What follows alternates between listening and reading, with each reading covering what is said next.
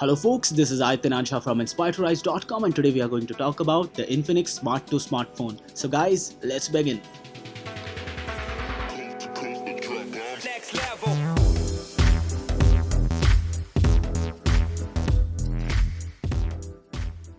So guys, let's first start with an unboxing for the same. This is the Infinix Smart 2. You can see the details over here and this is the official box. This smartphone would be available in sandstone black, serene gold, city blue and bodyworks red colors. And you can see the SAR value also at the back of the box. The sticker says it's made in India, but we all know the truth. And this smartphone would retail for a very budget price, but we will talk about that in the end. Inside the box you get the smartphone itself. It's one of the best budget smartphones to come with the 18:9 aspect ratio display. Inside you get the warranty card, documentation, etc. And then there is the charging module, 5V 1.2 ampere and the micro USB cable with no earphones on the inside and one screen protector film. If I talk about the design of this smartphone, it comes with a very nice matte rubberized finish at the back, and then there's the speaker grill at the back along with the camera module and dual tone LED flash. The display is a 5.45 inch 720p plus HD plus 18:9 aspect ratio display with 500 nits of brightness, and this display is the best in the budget segment. On the right hand side you get the power button which has a very nice finish and the volume rocker. At the bottom there's the micro USB port along with the 3.5mm jack, and at the back there's the speaker grill with a small perforation so that it's not flat on a table.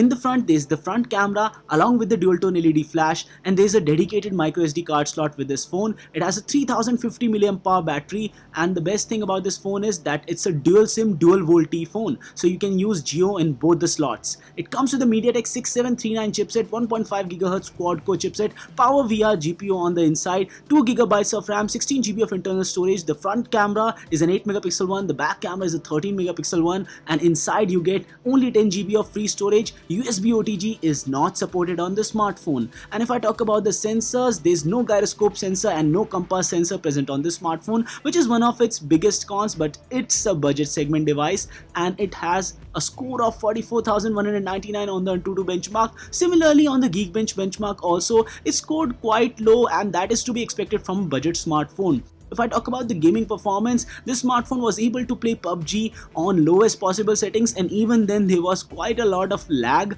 and I won't recommend gaming on this smartphone, specifically if you want to play heavy HD games. Let's talk about the camera experience. The camera of this device is quite good considering the price point. The UI is normal and the bokeh mode is available only on the front camera and not the back camera.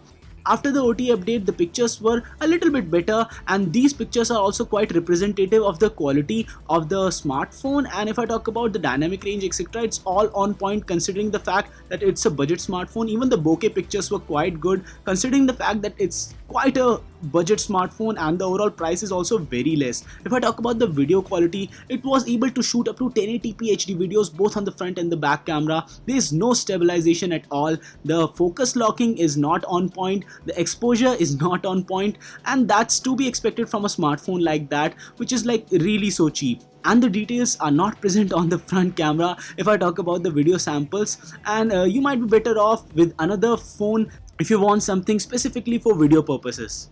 It does come installed with some preloaded applications like the keyboard application and few others, but you can remove them and replace them. If I talk about multitasking, it was not that good on the 2GB RAM variant. The 3GB RAM variant fares considerably better than this one. If I talk about the issues, it had some issues at the beginning, but few of the latest software updates etc. fixed those issues, and overall I feel that this is quite a smooth phone considering the price.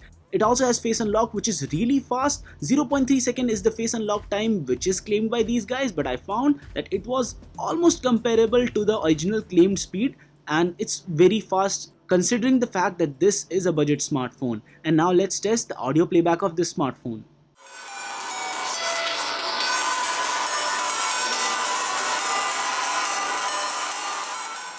So audio playback was loud and clear, and there's also a protrusion at the back so that the phone does not lie flat on any surface. The 2GB RAM variant would retail for a price of 5,999 and the 3GB RAM variant would retail for a price of 6,999 starting from August 10, 2018. This smartphone is good enough for a lot of people who are looking for a budget smartphone, but the 2GB RAM variant is something that I won't recommend to anybody who's looking for a long-term phone. So guys, this was it for this video. In case you like this one, don't forget to smash the thumbs up button. Do subscribe to Inspire to Rise for more awesome tech videos like this one. And guys, no matter what you do, stay inspired to rise.